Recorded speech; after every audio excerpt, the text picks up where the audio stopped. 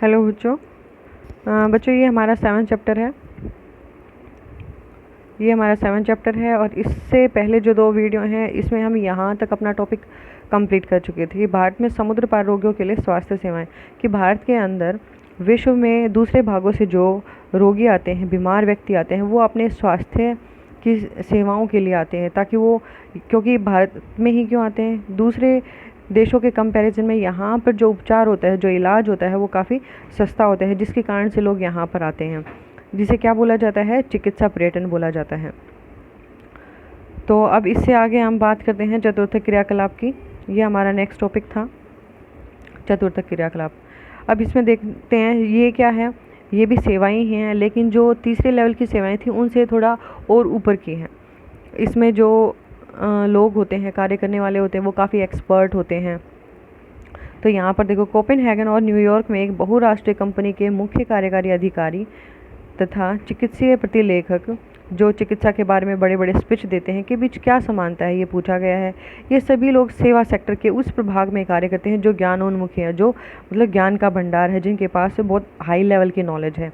इस सेक्टर को चतुर्थक और पंचम क्रियाकलापों में विभक्त किया जा सकता है। ये जो ज्ञान है इसको हम किस में डिवाइड करेंगे, चतुर्थक और जो पंचम क्रियाकलाप है उनमें इसको बांटेंगे। चतुर्थक क्रियाकलापों में से कुछ निम्नलिखित हैं। अब इसमें कौन कौन से अक्षेत्र आते हैं जिसमें इनमें काम किया जाता है। सूचना का संग्रहण, सूचनाओं को इकट्ठा करना, उत्पादन, किसी चीज़ का निर्माण करना, प्रक्रियण करना, तथा सूचना का उत्पादन भी, तथा सूचनाओं का भी उत्पादन किया जाता है। चतुर्थ क्रियाकलाप अनुसंधान, यहाँ पर अनुसंधान का मतलब होता है रिसर्च करना, और विकास पर केंद्रित होते हैं। अब ये किस पर मेन इनका फोकस होता है, रिसर्च के ऊपर और विकास के ऊपर ये इनका फोकस होता है, केंद्र होता है। विशिष्टीकृत ज्ञान, हाई लेवल का विशेष ज्ञान होता है और उस ज्ञान में ये कुशल होते हैं, तथा प्रशासकीय सामर्थ्य से संबद्ध सेवाओं के उन्नत नमूनों के रूप में देखे जाते हैं। मतलब कहने का ये है कि इसमें जो नॉलेज होती है, ये जो सेवाएं हैं ये कैसी हैं, तीसरी जो सेवाएं थी उनसे और हाई लेवल की हैं, जो क्या होते हैं, रिसर्च से रिलेटेड होते हैं, नए चीज़ों के विकास से रिलेटेड होते हैं। तो ये था हमारा चतुर्थ क्रियाकलाप। अब इसमें क्या बताया गया है, जो चतुर्थ सेक्टर है, आर्थिक वृद्धि के आधार के रूप में तृतीय सेक्टर के साथ चतुर्थ सेक्टर ने भी सभी प्राथमिक व द्वितीयक से रोजगारों का प्रतिस्थापित कर दिया है। मतलब क्या है कि यहाँ पर अपनी आर्थिक वृद्धि के आधार पर यदि हम देखें तो तीसरे सेक्टर के साथ साथ जो चौथा सेक्टर है इसने भी क्या किया है, प्राथमिक और द्वितीयक से रोजगारों को प्रतिस्थापित किया है, मतलब फोर्थ की तरफ रोजगारों को बढ़ाया है। विकसित अर्थव्यवस्थाओं में आधे से अधिक कर्मी के इस क्षेत्र में कार्यरत हैं। जो विकसित देश हैं, जो अपने आप को डेवलप कर चुके हैं, उनके आधे से अधिक कर्मी, मतलब मान लो 100 काम करने वाले हैं तो 100 में से 50 से भी ज़्यादा, मतलब 60 मान के चलते हैं। तो 60 क्या है, वो चौथे प्रकार की जो सेवाएं हैं उनमें कार्यरत है, काम करते हैं। तथा पारस्परिक कोष, म्यूचुअल फंड प्रबंधकों से लेकर कर परामर्शदाताओं, ये बैंक से रिलेटेड हो गया। सॉफ्टवेयर सेवाओं की मांग में अति उच्च वृद्धि हुई है, जो सॉफ्टवेयर बनाए जाते हैं उनमें भी हाई लेवल की वृद्धि हुई है। कार्यालयों, भवनों, प्रारंभिक विद्यालयों, विश्वविद्यालय कक्षाओं, अस्पतालों या डॉक्टरों के कार्यालयों, रंगमंचों, लेखा कार्य और दलाली की फर्मों में काम करने वाले कर्मचारी इस वर्ग की सेवाओं से संबंध रखते हैं। मतलब जो हाई लेवल के लोग हैं वो सारे किस में आएंगे, चतुर्थ सेक्टर में आते हैं। उसके बाद देखते हैं, यहाँ पर एक डायग्राम दिया गया है कि कैसे हम, जैसे ऊपर चढ़ने के लिए हमें स्टेप बाय स्टेप ऊपर चढ़ना पड़ता है, पहले एक सीढ़ी चढ़े, फिर दूसरी चढ़े, फिर तीसरी चढ़े, फिर चौथी, फिर पांचवी। तो वैसे ही यह विकास के अवसर हैं। पहला प्राथमिक हो गया, फिर उसके बाद द्वितीयक, द्वितीयक से तृतीयक, तृतीयक से चतुर्थक और फिर पंचम। तो ये क्या है, ये जो स्टेज बताई गई हैं वो बताई गई हैं इसमें। तो अब इसमें है पंचम क्रियाकलाप। जो चतुर्थ क्रियाकलाप हैं वो भी इसमें बताया गया है कि कुछ तृतीयक क्रियाकलापों की भांति चतुर्थ क्रियाकलापों को भी बाह्य स्रोतन के माध्यम से किया जा सकता है। ये समय संसाधनों से बंधी हुई, पर्यावरण से प्रभावित तथा अनिवार्य रूप से बाजार द्वारा स्थानीकृत नहीं है।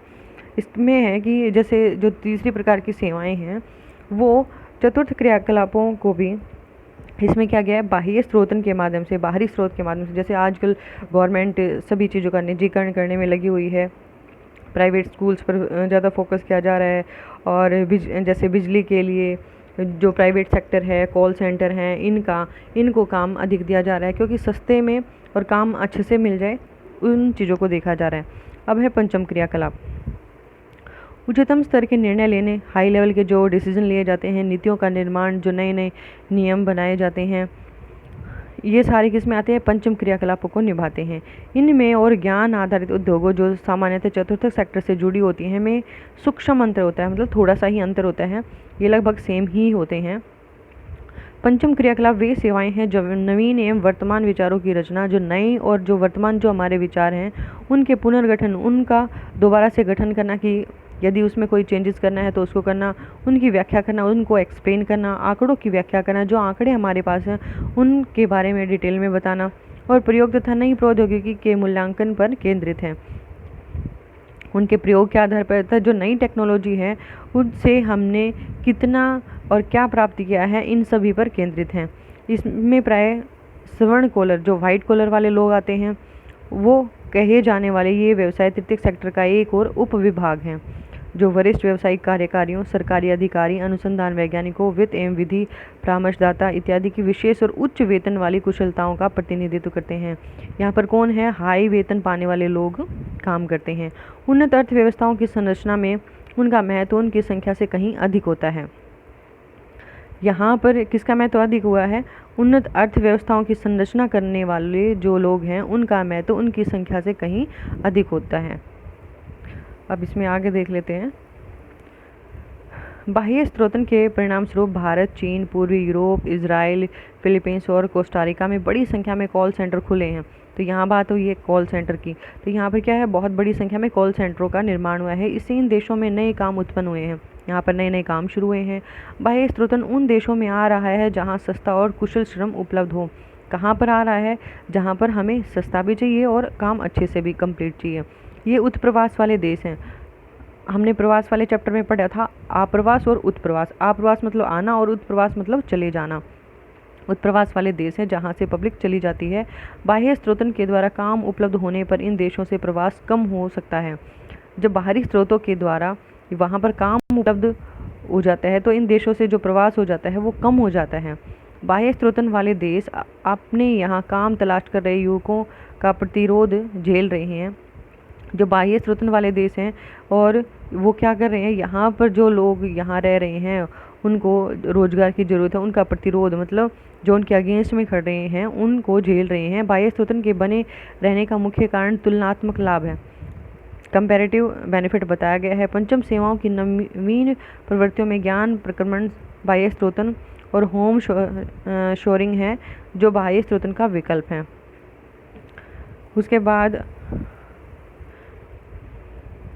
इसमें देखते हैं जो ज्ञान प्रकरण बाह्य स्रोतन कंपनियों को अतिरिक्त व्यावसायिक अवसरों को उत्पन्न करने में सक्षम बनाता है।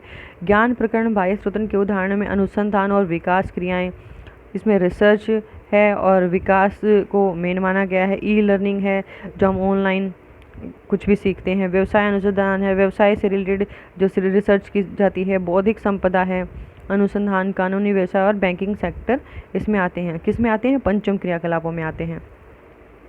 उसके बाद है बाह्य स्रोतन। बाह्य स्रोतन का मतलब क्या है? बाह्य स्रोतन अथवा ठेका देना, दक्षता को सुधारना और लागतों को घटाने के लिए किसी बाहरी अभिकरण को काम सौंपना है। तो यहाँ पर वही बात है जो मैंने आपको पहले बताई थी कि किसी बाहरी व्यक्ति को, जो प्राइवेट कंपनियों को हम ठेका दे देते हैं, किसके चक्कर में? ताकि जो लागत लगती है वो कम हो और हमारा काम भी अच्छे से हो जाए। जब बाह्य स्रोतन में कार्य समुद्र पार के स्थानों पर स्थानांतरित कर दिया जाता है तो इसको ऑफशोरिंग कहा जाता है, अपतरण कहा जाता है। यद्यपि दोनों अपतरण और बाह्य स्रोतन का प्रयोग इकट्ठा किया जाता है, जिन व्यापारिक क्रियाकलापों को बाह्य स्रोतन किया जाता है उनमें सूचना प्रौद्योगिकी, इंफॉर्मेशन टेक्नोलॉजी होगी, मानव संसाधन हो गया, ग्राहक की सहायता करना, कॉल सेंटर की सेवाएं, कई बार विनिर्माण तथा अभियांत्रिकी भी सम्मिलित की जाती हैं। अब है इसमें आंकड़ों का प्रक्रमण, सूचना प्रौद्योगिकी से संबंधित एक सेवा है। जो आंकड़ों का प्रक्रमण किया जाता है वो भी क्या है? ये आपका जो प्रैक्टिकल का एक टॉपिक है, आंकड़ों का प्रक्रमण। तो वो शब्द यहाँ पर लिए गए हैं। सूचना ये किससे रिलेटेड है? सूचना प्रौद्योगिकी से, इंफॉर्मेशन टेक्नोलॉजी से संबंधित है। ये भी क्या है? एक टाइप की सेवा ही है जिससे आसानी से एशियाई, पूर्व यूरोपीय और अफ्रीकी देशों में क्रियान्वित किया जा सकता है। इन देशों में विकसित देशों की अपेक्षा कम पारिश्रमिक पर अंग्रेजी भाषा में अच्छी निपुणता वाले सूचना प्रौद्योगिकी में कुशल कर्मचारी उपलब्ध हो जाते हैं। ये कर्मचारी कैसे हैं? इंग्लिश में बात करने वाले हैं और हाई लेवल की जो नॉलेज है वो हाई लेवल के और कुशल कर्मचारी यहाँ पर उपलब्ध हो जाते हैं। अतः हैदराबाद था मनीला में स्थापित एक कंपनी, हैदराबाद और मनीला में स्थापित किसी कंपनी की बात की गई है जो भौगोलिक सूचना तंत्र की तकनीक पर आधारित परियोजना पर संयुक्त राज्य अमेरिका तथा जापान जैसे देशों के लिए काम कर रही है। इंफॉर्मेशन सूचना तंत्र जो है उसमें ये संयुक्त राज्य अमेरिका और जापान जैसे देशों के लिए ये काम कर रहे हैं। श्रम संबंधी कार्यों को समुद्र पार क्रियान्वित करने से, चाहे वह भारत में हो, चीन में हो तथा यहाँ तक कि अफ्रीका का कम सघन जनसंख्या वाला देश बोत्सवाना है। यहाँ पर कौन सा है? यहाँ 1 नंबर का क्वेश्चन बनता है कि अफ्रीका का कम सघन जनसंख्या वाला देश कौन सा है? तो वो है बोत्सवाना। ऊपरी लागत बहुत कम है जिससे यह सेवा लाभदायक हो जाती है। उसके बाद नेक्स्ट टॉपिक हमारा आता है अंकीय विभाजन। अंकीय विभाजन का मतलब है सूचना तथा संचार प्रौद्योगिकी पर आधारित विकास से मिलने वाले अवसरों का वितरण पूरे ग्लोब पर असमान रूप से वितरित है। इसमें क्या होता है कि ये देखा जाता है कि कौन सा देश सूचनाओं को अपने लोगों तक बहुत जल्दी पहुंचाता है। उनको जैसे एक रैंक दे देते हैं, वैसे ही अंकों में विभाजन किया गया है। तो यहाँ पर ये इसने बताया कि सूचना को और संचार प्रौद्योगिकी पर आधारित विकास कि कैसे हम अपने आप को डेवलप करते हैं, अवसरों का वितरण और जो अवसर हमें मिले हैं उनका वितरण पूरे ग्लोब मतलब विश्व स्तर पर असमान रूप से वितरित है। असमान रूप से कहीं पर ज़्यादा विकास हो रहा है, कहीं पर कम हो रहा है।